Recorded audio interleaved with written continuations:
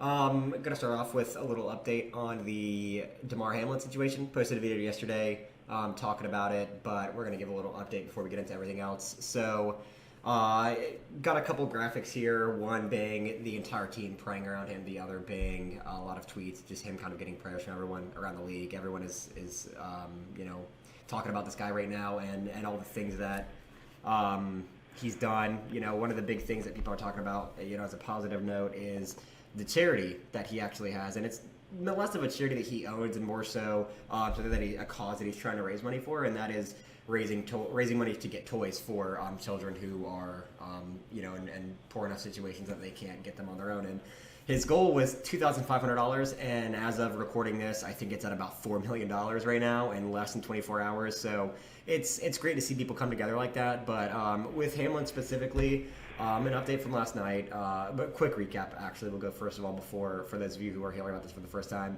In the Bills-Bengals game on Monday Night Football, late in the first quarter, the Bengals were driving down the field. Pass T. Higgins runs down, gets tackled by Hamlin. Hamlin stands up and collapses, a second or two later, and no one really knows what's happening. So they cut to commercial, obviously, like they usually do during injuries, to kind of see what happens, let him get up, get off the field, recover, maybe sub another player, whatever it may be. He didn't get back up. We come back from commercial break, and he's still down, but now there's a whole team around him of medics and the rest of his teammates. Everyone's on their knees.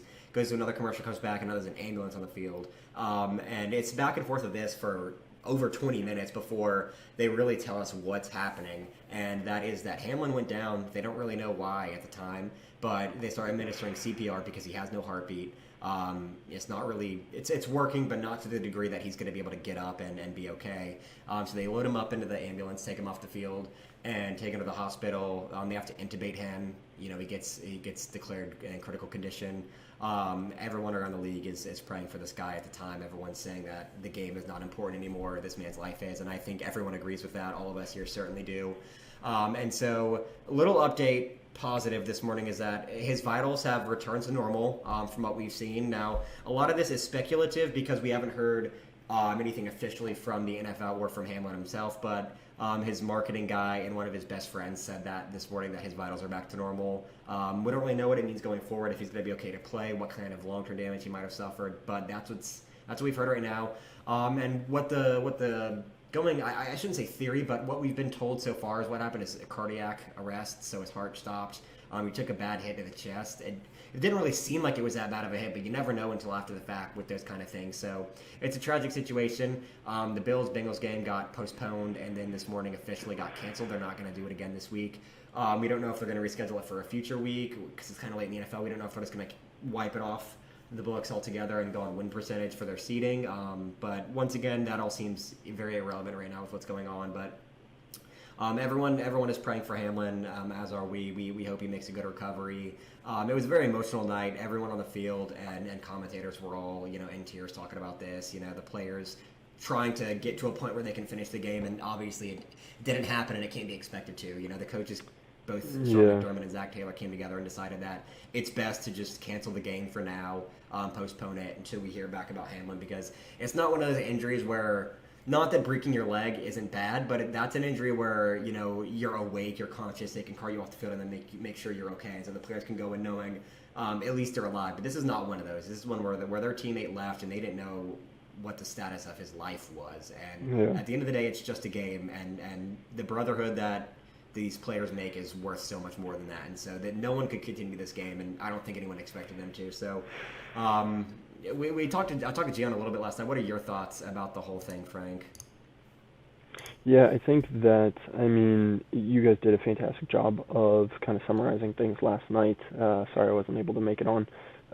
But, then this morning as well, just, kind of, it's scary because you never know what's going to happen, I guess, when you're playing football like that. And it's just sad, that it did happen. I feel bad for, T. Higgins, because it's got to feel, terrible, just even though it wasn't really his fault. Just and the people that were playing, at the time that he was, because that's just a traumatic thing to, have happen. And obviously, like, our thoughts and prayers are with Hamlin right now, and hoping that he does make a full recovery and is able to, hopefully even play again after this. But I think, you were mentioning before, something interesting about no one was expecting them to play. Apparently, and I saw this on Twitter from a couple different people. I'm not sure how valid the sources are, but the NFL, I guess, was expecting them to go back out on the field afterwards, and the players from both teams gave some pushback and were like, "Hey, we're not going to play tonight. That's just disrespectful." So, if that is true, that's a little, disappointing out of the NFL. But other than that, I mean, I hope, just hope for the best for him. Yeah. That's one of the things that's actually been talked about a little bit more today than yesterday, because yesterday it was nothing but let's make sure he's okay. Now that, we're getting word that his vitals are returning to normal, he has a heartbeat, he's breathing. People are talking about some of the other aspects. And one of those is what you just mentioned with them being expected to play, because no one really knows who said what or why people thought a certain thing, but it seemed like they were going to play again, because the commentators at one point said that they had received word that they're going to do a 5-minute warm-up and then get back into it. So you see Joe Burrow on the sidelines, throwing the football, and you could tell he's not there mentally. He's not in it, even though it's not his teammate. He's such a great guy, and he obviously cares. And same thing with the rest of the Bengals team. And you can see Stephon Diggs trying to rally his team on the sideline. So it seemed like they were going to get back in there and play, but no one wanted to. I mean, Stephon Diggs is one of those guys that can rally anyone and any team. But even after he spoke, the team was still crying on the bench, and completely understandably so. And then the coaches came together like, we both agree we're not playing. None of the team wants to play. So I don't know if that was something that, the commissioners like Roger Goodell said, hey, we're going to play in 5 minutes. And maybe it's not because anything against Roger Goodell. Maybe he didn't think that that the injury was what it was at the time. It was just, okay, there's an injury. Let's get him off the field and continue the game like with most injuries. Or if maybe the players just thought that's what was going to happen because that's what usually happens. Or maybe the refs said something because that's what usually happens, or what. We don't really know with that whole situation why there was a thought that they might play again. But then they went back to the locker room and were kind of, I think, just waiting to see. Because I think the consensus was, at least from what it seemed from a viewer's perspective, is that if they get word that Hamlin's okay, they'll take a breather and then go play. But the biggest thing is they can't play not knowing he's okay. And so I think whenever they were sitting in the locker room for about an hour or so before they didn't really confirm whether or not the game was going to be canceled or not, everyone on Twitter saying, cancel the game, cancel it already, this is ridiculous. Yeah. And then I think some people were saying, okay, well, let's see if Hamlin's okay first, because if he's okay, then we can finish the game. But at the end of the day, it got postponed and canceled, and that was exactly what needed to happen, given what happened. But the other thing is the T. Higgins thing, because like you said, it's not T. Higgins' fault. And I think that the other side of this, and not that it needs to get as much attention as what's going on with Hamlin, because what he's dealing with is far worse than anything else we can even mention right now, but is how much blame T. Higgins going to put on himself. I mean, there's people in his comments on every social media platform telling him it's his fault, like saying, T. Higgins, this is your fault, why would you do this?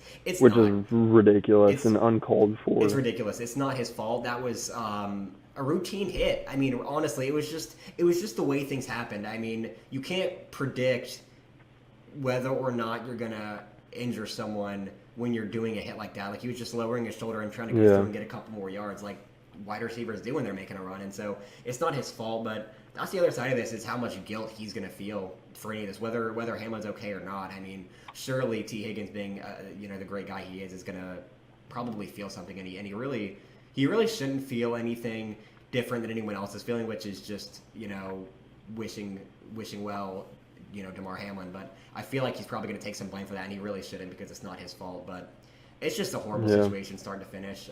But luckily, it seems like he's doing better now. Obviously, we don't know exactly what the status of his condition is going to be going forward. But it seems like he's doing better. And then also the donations that have come in for his charity, I'm sure, once he gets told how much money's been pulled in for that, he's going to be very excited. So I just wanted to end that on a little bit of a positive note, because there's been so much sadness around this whole thing. And it's hard to talk about anything else this week. We were talking about what to do this week, and really all we had was our usuals, which is Hamlin and then our picks and our bum of the week. And it's tough to talk about much else when this is going on, but we're going to try, because that's what we have to do. There's other stuff going on, and not that it's more important than this, but it does need to be talked about. So with that being said, prayers for Hamlin. Let's get into it. Yep.